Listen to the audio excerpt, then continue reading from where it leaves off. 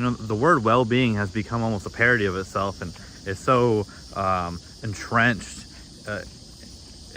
in consumerism and all this type of shit. And the reason I'm thinking about this is because a lot of what I do is wellness. You know, in my previous job, I was doing well-being initiatives for residents and fellows, and then in my current role, it's doing those same initiatives, but for everyone at the, you know, all people, faculty, staff, and including the residents, fellows, right? But what I learned when I was doing it in my previous job was like, what does well-being actually mean, you know? And it's not, do we, you know, have events for these people? Do we, you know, have walking challenges? Do we give them subscription, like discounts on like Weight Watchers? Is it, you know, like we give them free access to therapy? Like what does it actually mean?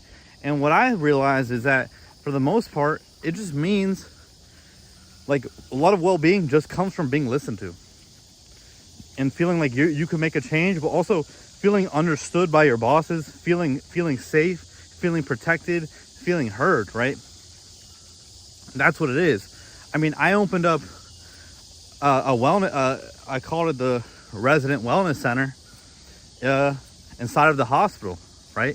I opened up this massive 11,000 square foot space that had food and drinks and lactation spaces and locker rooms and call rooms and a massive gym, like, and I did that, right? And yes, they love it because of that, but they also love it because it's like, oh wow, someone actually gives a fuck about us, right? And that's the thing, right? But the issue, and what I'm having now, is that I'm now so disconnected. I love residents and fellows because they're my age, right? They're 20, you know, late 20s, early 30s. But the thing is, I'm so disconnected from that now, and also in my new role, everything has to be quantifiable. It's okay. Or everything's about optics, everything's about quantifiability, right? Like match day just happened when medical students who graduated, they match into their residency programs. And I wasn't even able to go to that. I asked my boss to go to that, and they said no, because they said the optics would be bad. And they were like, why would you even be there? It's like, why would the wellness person, the wellness person not be at match day, right? Like, why do I have to provide some justifiable reason for optics? Like, why would I not be at that day? You know, it's such a big day that I want to celebrate with the medical students, right? And it's shit like that where we've taken this MBA style approach,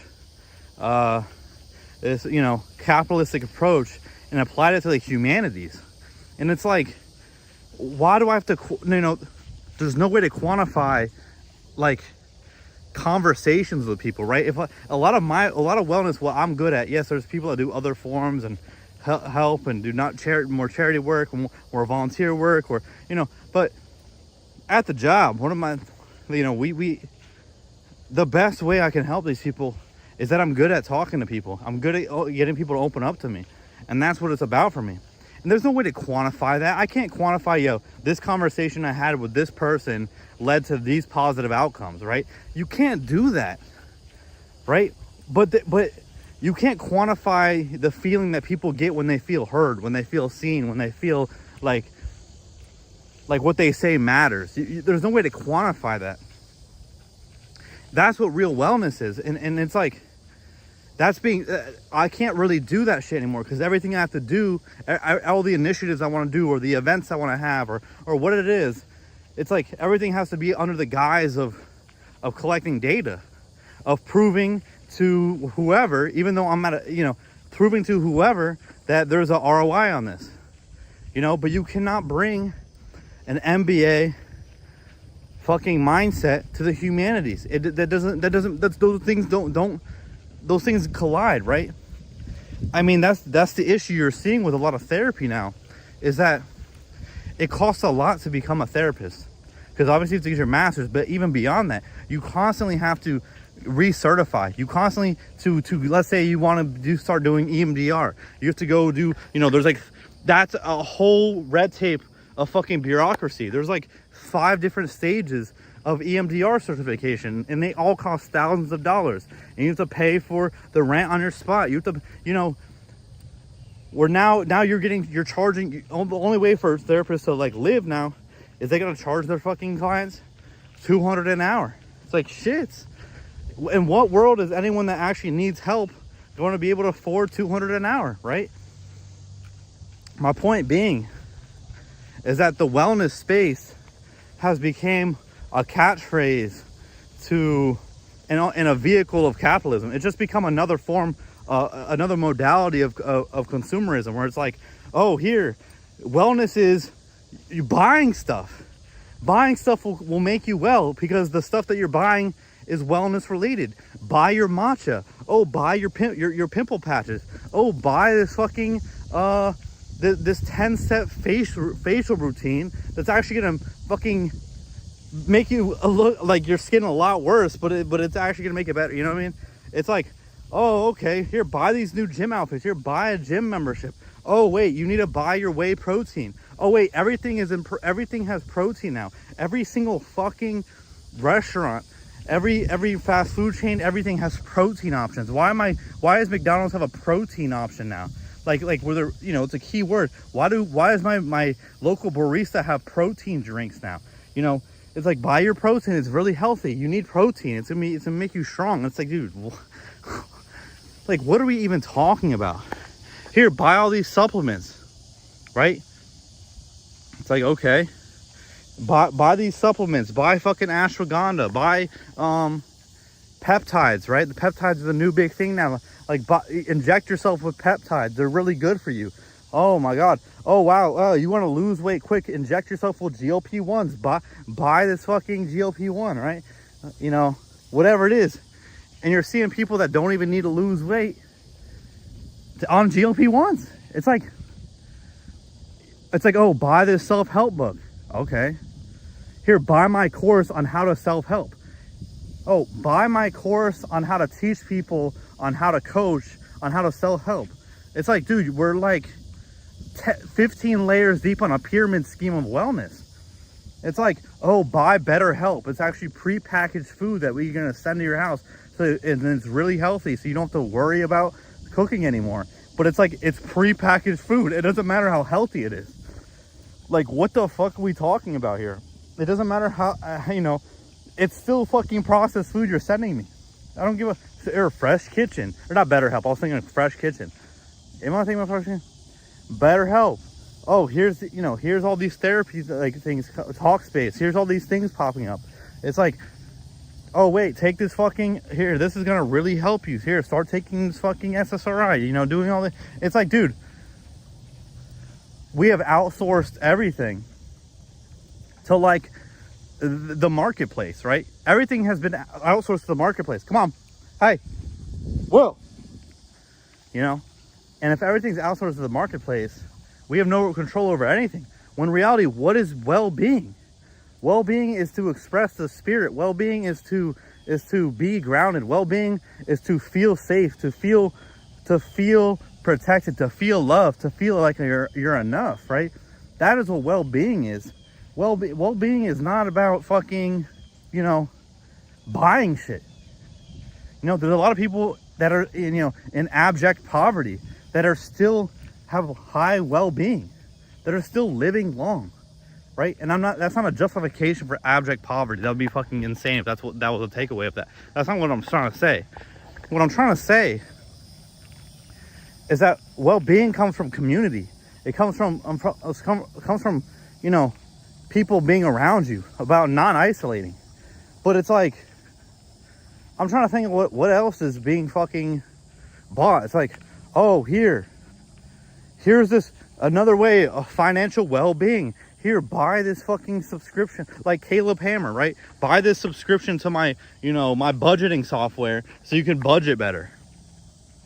Buy this matcha drink. It's gonna be really healthy for you. Buy these fucking these electrolyte shits. It's gonna be so awesome for you. Buy Celsius. Buy all this 0-calorie bullshit. It's like that you're healthy because you're drinking 0 calorie. It's like the whole fucking thing's fucked up, you know. And it's just pretty disheartening to understand, because really It's all the same shit as it's always been. It's just that the market understands that nowadays people care the most about their well-being, but not in a way that they actually give a fuck about their well-being, in a way where they like to pretend to give a fuck about their well-being but still do dumb shit. So now you've just packaged dumb shit as being healthy. Here, eat this really nasty fucking meal, but it has, 30 grams of protein, so it's this really unhealthy thing, but it has, 40 grams of protein, so it's okay, right? And so you're dealing with the marketplace knowing that the consumers care more about pretending to be well or making an effort to be well than actually being well. That's why someone like a Crunch or like a Planet Fitness, they get by because they make the price, the entry price to go to their gym so low, because it's just low enough where you're like, oh, like people that don't go to the gym are gonna be like, oh, it's only $10 a month, I'm gonna start going to the gym now. And then they forget about their subscription. Now it's been 8 months since they went, but in those 8 months, Planet Fitness got $80 from you, right? It's shit like that, where they're taking advantage of this fucking this facade and this pretend. Come on, hey, and the consumers pretending of wellness, right? That they really care about, their well-being. It's like they don't give, no one actually gives a fuck. I mean, look at the whole fucking thing with cigarettes making a comeback, right? Because vapes are like so bad for you. Smoke cigarettes again. And vapes were initially marketed because they're healthier than fucking, cigarettes. And the whole thing is about what's healthier than this, what's healthier than this. The whole time they're both fucking terrible for you, right? It's like, oh, okay, here, no, actually start doing fucking nicotine pouches. These are the really healthy ones. And actually all the research is coming out that nicotine is actually, the nicotine is actually really good for you. So you're dealing, like, it's so fucked, dude. I don't even know how to begin this. It's just so fucked.